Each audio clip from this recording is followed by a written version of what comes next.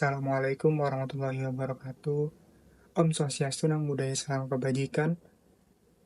Izin memperkenalkan diri, nama Muhammad Revan Ardiansyah, NIM saya 223326, asal prodi saya yaitu manajemen.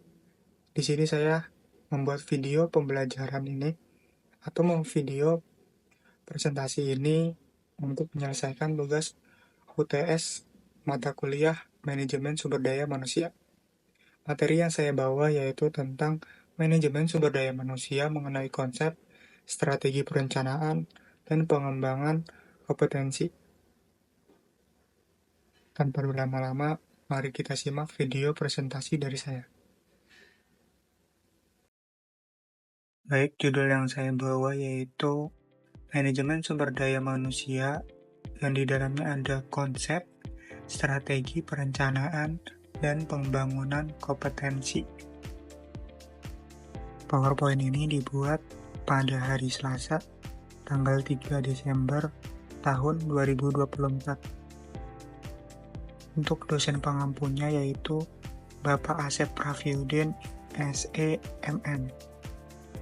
Untuk mempersingkat waktu, mari kita simak presentasi yang saya bawakan. Selanjutnya ada konsep dasar manajemen SDM atau sumber daya manusia.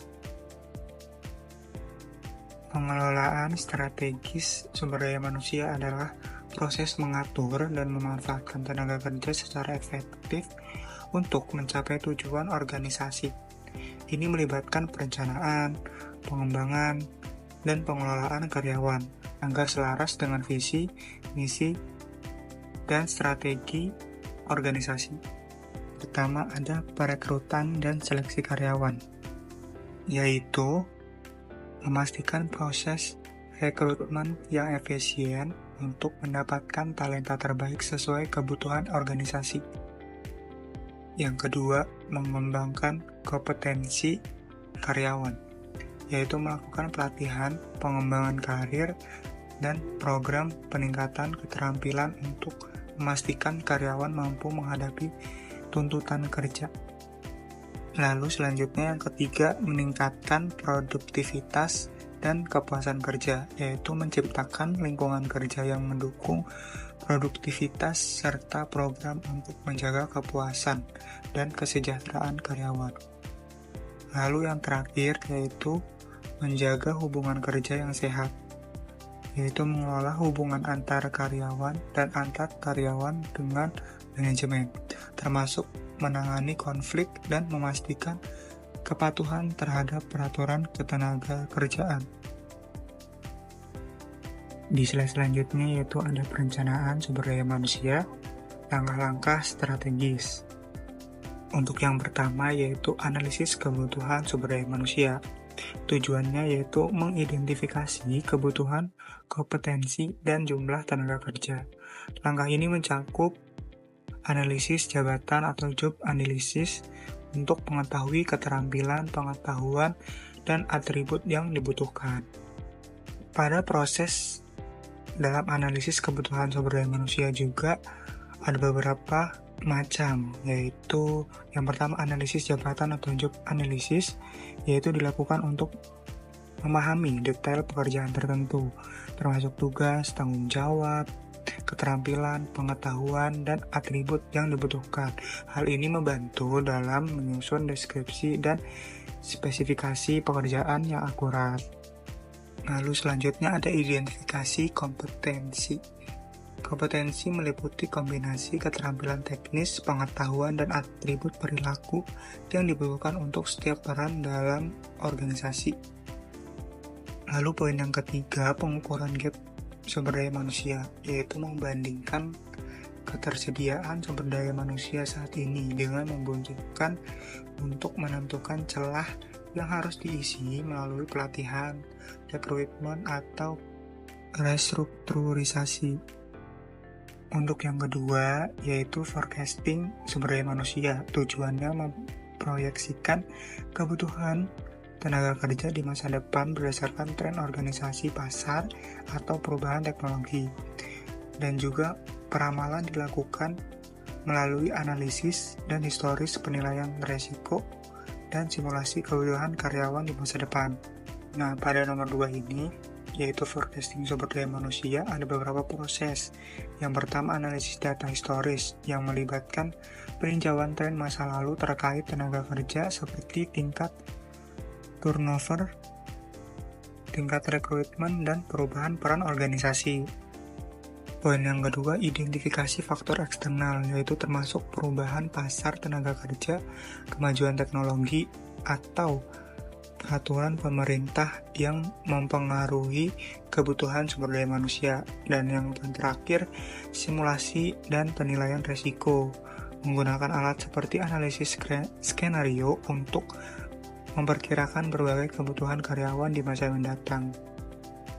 Untuk yang ketiga, pengembangan rencana rekrutmen, strategi untuk menarik dan memilih kandidat yang sesuai dengan kebutuhan organisasi, termasuk desain lowongan pekerjaan, penentuan saluran rekrutmen, dan evaluasi kandidat menggunakan wawancara berbasis kompetensi. Nah, pada materi nomor 3 ini ada beberapa langkah utama untuk pengembangan rencana rekrutmen. Yang pertama, desain lowongan pekerjaan, yaitu mengembangkan iklan pekerjaan yang menarik dengan deskripsi peran dan persyaratan yang jelas berdasarkan analisis kebutuhan sumber daya manusianya. Nah, yang kedua, penentuan saluran rekrutmen, yaitu memilih saluran seperti platform online, perekrutan kampus, atau referensi karyawan untuk menjangkau kandidat yang sesuai. Nah, yang terakhir yaitu proses seleksi.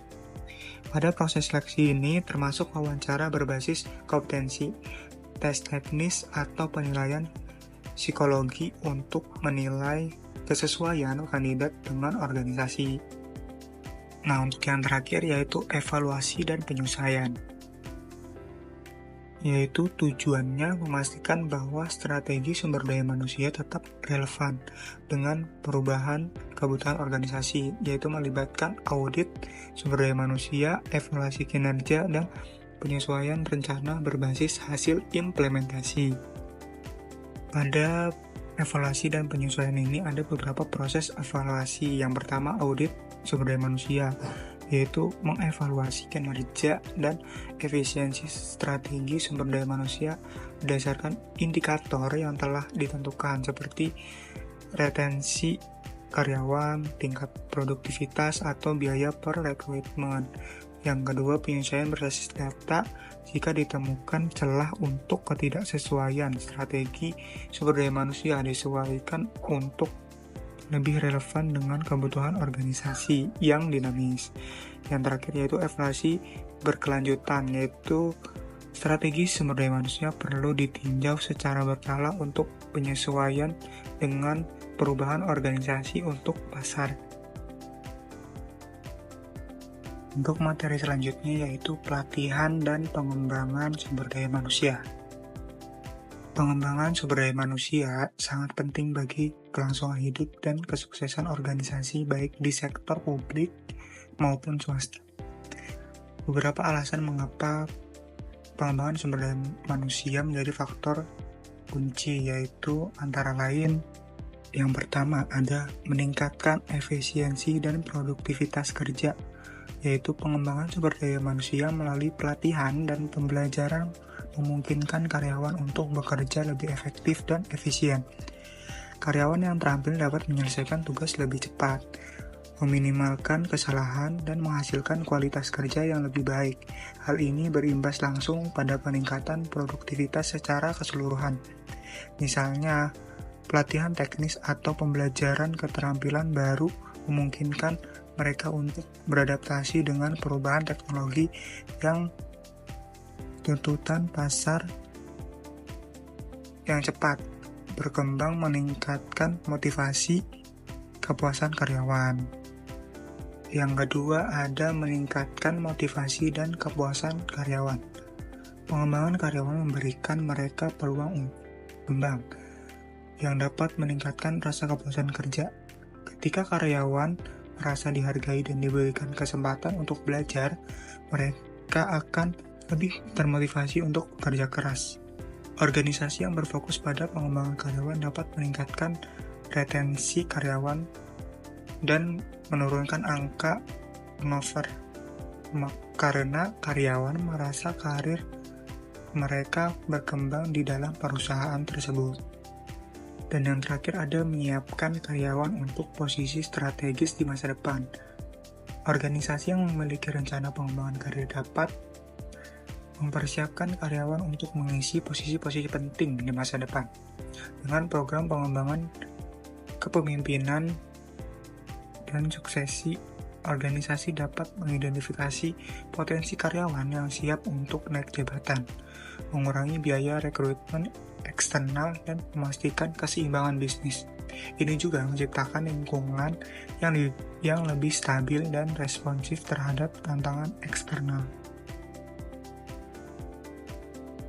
Selanjutnya ada metode pelatihan. Yang pertama, on-the-job training, yaitu pembelajaran langsung di tempat kerja. Pembelajaran langsung di tempat kerja seperti pendampingan selama bekerja atau rotasi jabatan sangat efektif untuk keterampilan teknis.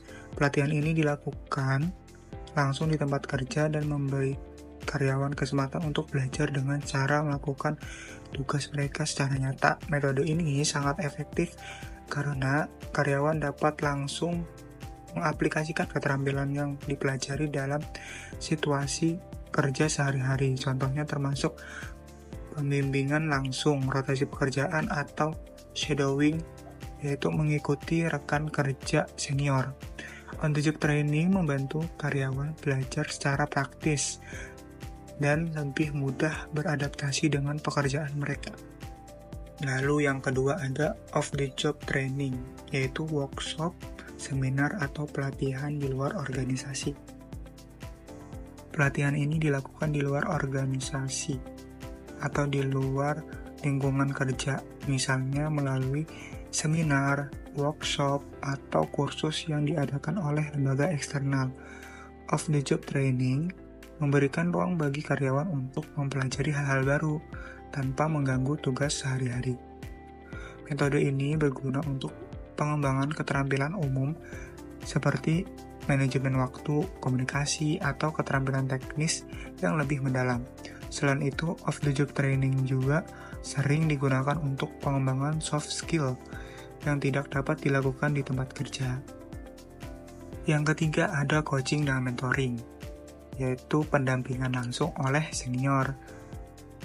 Coaching adalah proses pembimbingan yang berfokus pada peningkatan kerja jangka pendek, sementara mentoring lebih fokus pada pengembangan jangka panjang. Karyawan yang di-coach menerima pembimbing langsung untuk mencapai tujuan pekerjaan mereka, sedangkan dalam mentoring biasanya seorang mentor memberikan wawasan dan nasihat terkait karir dan pengembangan pribadi. Kedua metode ini penting untuk mempersiapkan karyawan dalam menghadapi tantangan yang lebih besar dan menjadi pemimpin di masa depan. Nah, untuk yang terakhir yaitu e-learning atau pelatihan berbasis teknologi. E-learning mengacu pada penggunaan teknologi untuk memberikan pelatihan. Ini bisa berupa kursus online, webinar, video tutorial, atau modul pelatihan interaktif yang dapat diakses kapan saja dan di mana saja.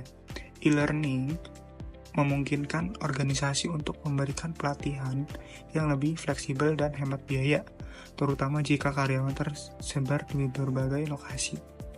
Selain itu, e-learning juga memberikan karyawan untuk belajar sesuai kecepatan mereka sendiri, yang mendukung pembelajaran yang lebih efektif. Baik, dari banyak materi yang saya sampaikan, ada beberapa kesimpulan. Yang pertama pada materi sumber daya manusia atau SDM, yaitu berperan penting dalam mengelola aset terpenting organisasi, yaitu manusia, melalui perekrutan, pelatihan, pengembangan, dan pengelolaan kinerja.